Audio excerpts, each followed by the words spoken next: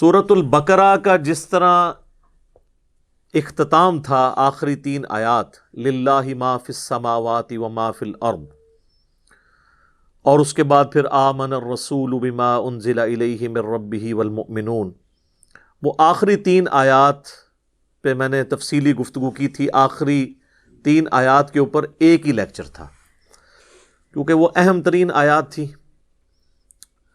اس میں عقیدہ توحید، عقیدہ آخرت، عقیدہ رسالت، تجدید ایمان، ساری چیزیں کور تھی۔ بالکل اسی پیٹرن پہ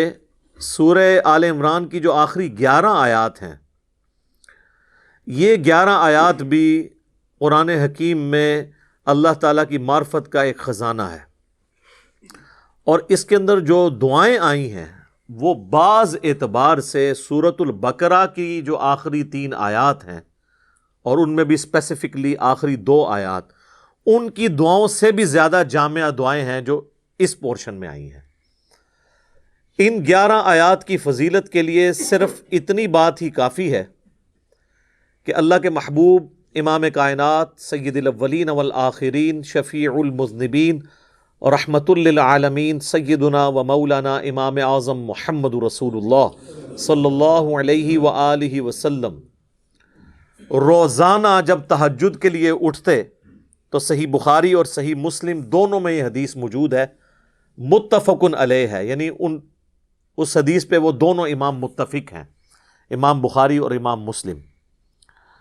کہ جب بھی نبی علیہ السلام تہجد کے وقت اٹھتے تو آپ صلی اللہ علیہ وآلہ وسلم اٹھنے کے فوراً بعد آسمان کی طرف نگاہ کر کے ان 11 آیات کی تلاوت کیا کرتے تھے۔ اور وہ آپ جب ان کا ترجمہ اور تفسیر سنیں گے تو آپ کو اندازہ ہو جائے گا کہ کیا کمال اس کے اندر اللہ تبارک و تعالیٰ نے اپنی قدرت کی نشانیاں اور دعائیں بیان کی ہیں، وہ ایک کمال چیز ہے۔ اور یہ 11 آیات پڑھنے کے بعد آپ صلی اللہ علیہ وآلہ وسلم وضو فرماتے، اور پھر آپ صلی اللہ علیہ وآلہ وسلم تہجد کی نماز کبھی 11 رکعت اور کبھی 13 رکعت ادا کرتے۔ 11 رکعت میں 8 نوافل ہوتے اور 3 وتر، اور 13 رکعت میں 10 نوافل اور 3 وتر۔ اور یہ حدیث بڑی رکت انگیز ہے۔ یہ والی حدیث کچھ یوں شروع ہوتی ہے بخاری اور مسلم میں کہ عبداللہ ابن عباس کہتے ہیں کہ میں اپنی خالہ کے ہاں رات بسر کرنے کے لیے گیا، سیدہ ام المؤمنین میمونہ سلام اللہ علیہا کے ہاں۔ وہ ابن عباس کی خالہ بھی لگتی تھیں اور نبی علیہ السلام کی زوجہ محترمہ بھی تھیں، اور ظاہر ہے یہ بچے تھے۔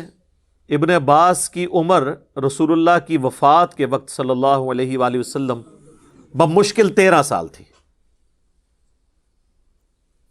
اور ظاہر ہے یہ تو اس سے بہت پہلے کا واقعہ، 7-8 سال عمر ہوگی۔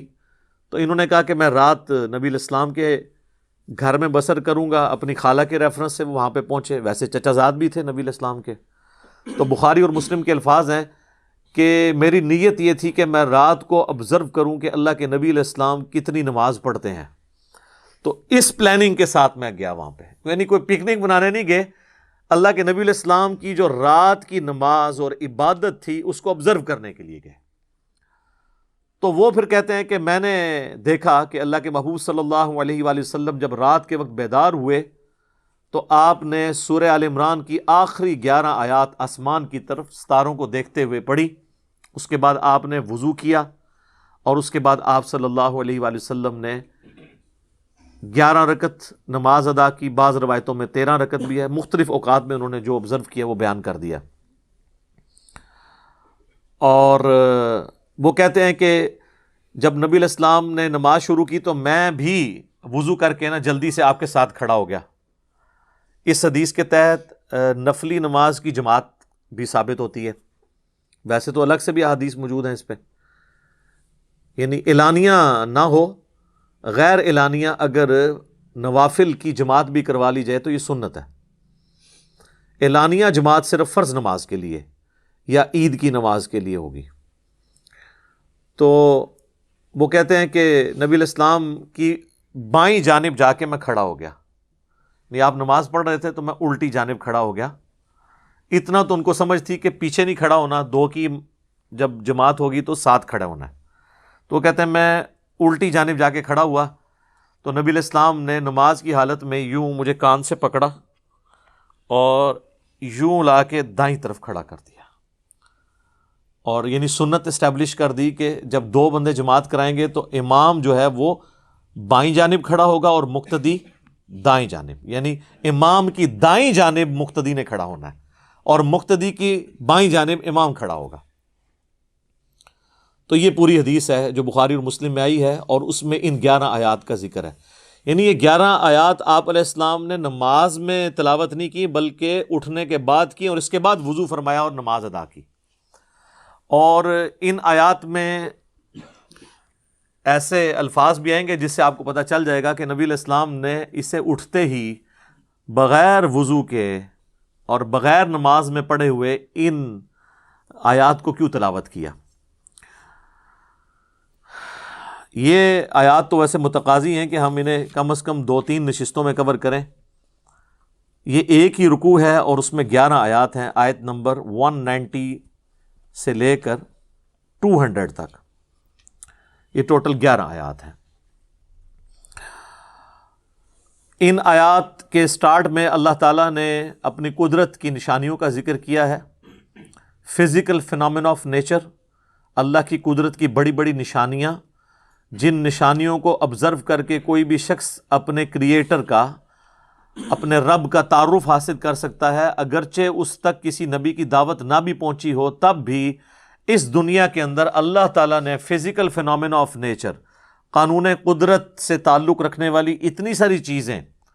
جو آج سائنٹیفک فیکٹس کی وجہ سے اور زیادہ غیر مبہم ہو کر اور واضح ہو کر ہمارے سامنے آ چکی ہیں, ان کو آبزرو کر کے انسان اس رزلٹ تک پہنچ جاتا ہے کہ یہ کائنات کسی نے پیدا کی ہے. یہ رزلٹ تو وہ نکال لیتا ہے,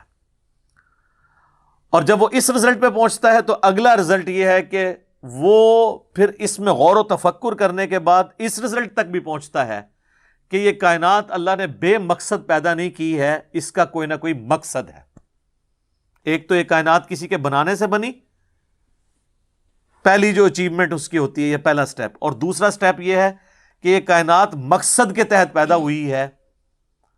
اور اس مقصد کا پھر منطقی انجام یہ ہے کہ مجھے بھی اللہ تعالیٰ نے میری مرضی کے بغیر جو پیدا کیا ہے تو کسی مقصد کے لیے پیدا کیا ہے, اور اگر میں نے وہ مقصد پورا نہ کیا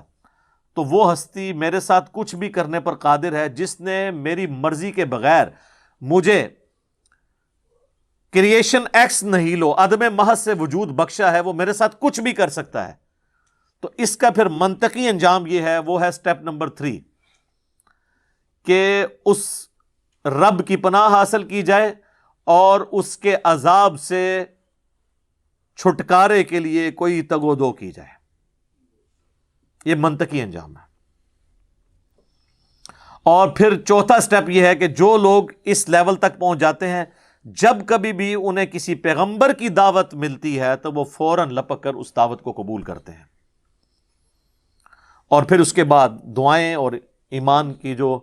ایمان والوں کو جو اللہ تعالیٰ نے انعامات دینے ہیں ان چیزوں کا ذکر ہے. میں اسے